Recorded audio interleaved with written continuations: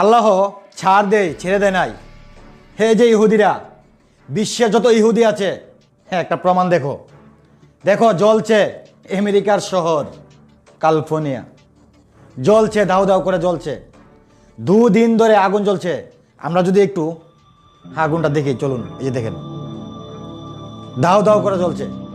আর যদি আমরা satellite camera দিয়ে দেখি একটু পুরোটা শহর আমেরিকার, তাহলে দেখুন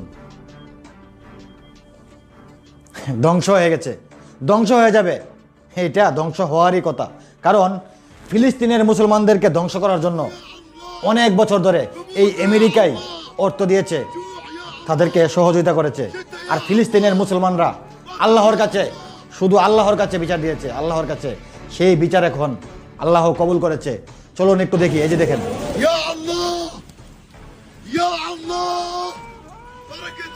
দেখছেন তো, ফিলিস্তিনের অসহায় মুসলমানগুলো সবসময় আল্লাহর কাছে শুধু কান্না করেছে, শুধু আল্লাহর কাছে সাহায্য চেয়েছে।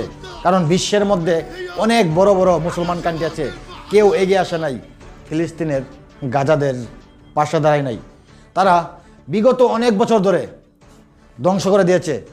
দেখেন ফিলিস্তিনের গাজার অবস্থা।